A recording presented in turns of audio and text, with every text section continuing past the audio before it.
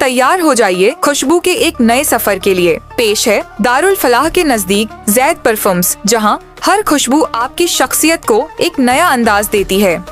यहाँ मिलेगा पर्पल ऊद, मर्ज, थमरा, इत्र जो दूर दराज की सरजमी से सीधा आपके लिए लाया जाता है।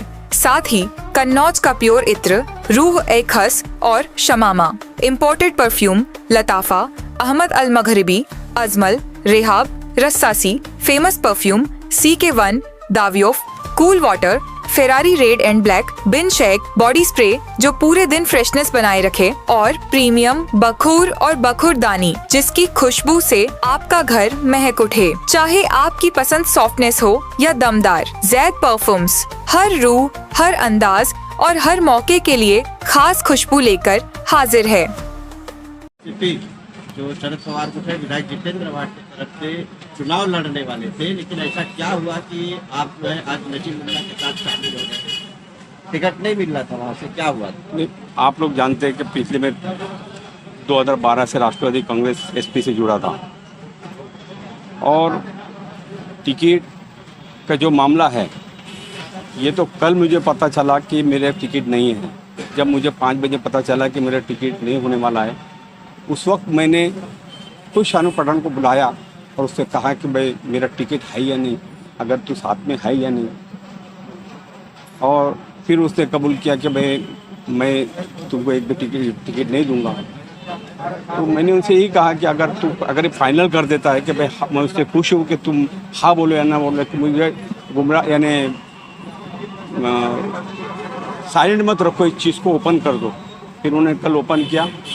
फिर मैंने अवार्ड साहब के पास गया, रात में 11 बजे से 12 बजे तक मैं अवार्ड साहब के पास था। क्या अवार्ड साहब, मुझ जैसे आदमी को टिकट दो, लेकिन उन्होंने अपनी बेबस दाखिल की कि भाई मैं क्या करूं, यानी उन्होंने उसका कोई जवाब ही नहीं दिया। इसके बाद मेरे पास एक ही दिन बचा है कि जो मैं पिछले मुस्तकिल 5 साल तक कोई इलेक्शन नहीं है, अगर मैं किसी पार्टी से नहीं ज्वाइन होता है तो मैं इलेक्शन में नहीं करता। तो मैंने देखा कि आज मुमरा के अंदर राष्ट्रवादी कांग्रेस पार्टी के नजीब मुल्ला भाई के साथ में नेतृत्व मिल के अगर मैं काम करूँगा तो विकास के बहुत सारे काम हैं जो आज तक आप जो है विधायक जितेंद्र अवार्ड के साथ में थे, इतना काम करते थे उस पार्टी में रहकर, तो आखिर वजह क्या हुई कि आपको इस तरह से नज़रअंदाज किया गया इतना काम करने के बावजूद?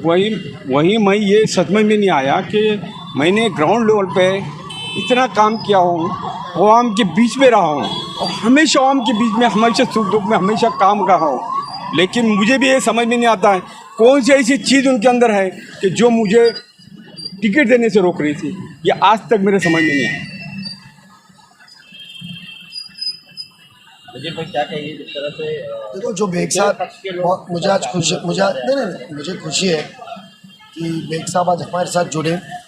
तकरीबन 1-1.5 महीने से मैं बेग साहब से गुफ्तगू में था, बेग साहब से बातचीत यानी डायरेक्ट तो नहीं हो रही थी, मगर मेरी चाहत थी कि बेग साहब घड़ी के निशानी के ऊपर इलेक्शन लड़े, क्योंकि जो बदल हमको लाना है तो उम्मीदवार भी वैसे हमको चाहिए। जीत हार ये तो अल्लाह के हाथ में है, मेहनत करना ही सिर्फ हमारे हाथ में है। तो मुझे एक नेक लोग, अच्छे लोग लेके जाना है कि जो सोच और जो बदलाव हमको लाना है, जो एक नई उम्मीदों का इलेक्शन है, तो एक नई उम्मीद हमको जगाना है। आज बेग साहब से तो जिक्र उन्होंने जो तो एक साफ जाहिर होता है, जिन्होंने आज तक मुमरा कौसा की आवाम से झूठ कहा वो अपने साथियों से भी झूठ कह रहे।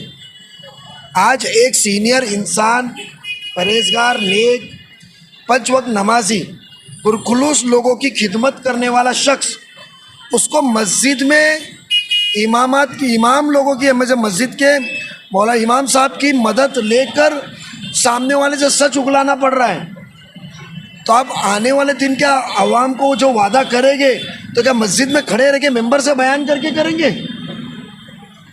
मुझे बताइए। यानी ऐसे शख्स मुमरा कौसा की नुमाइंदगी करेंगे तो मुमरा की आवाम को सिर्फ झूठ ही मिलने वाला और कुछ नहीं मिलने वाला है। तो ये उम्मीद का एक नया चेहरा है। इंशाल्लाह आवाम को नई उम्मीद और नया मुमरा कौसा ज़रूर हम देंगे।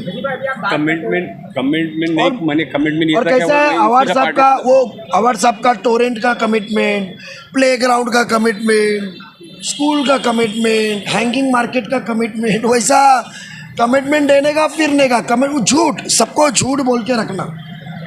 हमें कहा था ना उनकी कार्य पद्धति, उनका काम करने का तरीका और झूठ बोलना, तो ये सब तरह आवाम को भी झूठ ही बोल रहे हैं। अब मुमरा कौसा के इलेक्शन के अंदर वो अब दरगाह गली पे होने वाले मसले मसाइल जो हम रखेंगे उसके ऊपर बात नहीं करेंगे, वो कोई हिंदुत्ववादी के ऊपर बात करेंगे, वो कोई आमदारगी के इलेक्शन पे बात करेंगे। मुद्दों पे बात करो, ये गली का इलेक्शन है, ये गटर रास्ते पायवाट का इलेक्शन है, इसकी बात करो।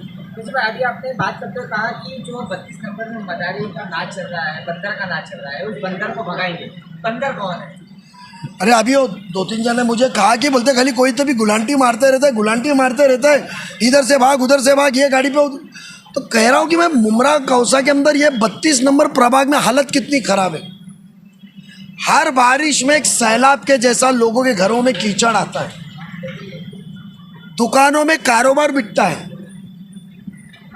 तो बेसिकली अब वो बंदर का जो तमाशा, तो अपन घूमने को जाएंगे ना माथेरान महाबलेश्वर, वहाँ के दिखाएंगे जब प्रचार में आएंगे, तो प्रूफ के साथ दिखाएंगे, वीडियो के साथ दिखाएंगे। 32 का पैनल जो तैयार होने लगा, 32 का मुकम्मल हो गया मेरे ख्याल से। बेग साहब का भी पार्टी में प्रवेश हुआ है, अभी मुकम्मल है, और बाकी के हमारे पास में ओबीसी के उम्मीदवार भी है, मयूर सारंग जी, ये सब है। तो अभी हम लोग इंशाल्लाह शाम में एक 6 बजे तक पहली यादी इंशाल्लाह मुमरा की तो अभी मुकम्मल डिक्लेयर करेंगे। उनको ये बोलो कि कमिटमेंट था कि मैं यही पार्टी से लड़ूंगा, कभी मैंने ये नहीं करा। बोलो इतना बोलने के बाद नहीं बोलो आप उसको कि इनका मैंने बोला तो भी नहीं। बेग साहब का एक चीज़ याद दिलाई कि उनसे जब मैं गुफ्तगू करता था, वो ये पक्के इंसान थे।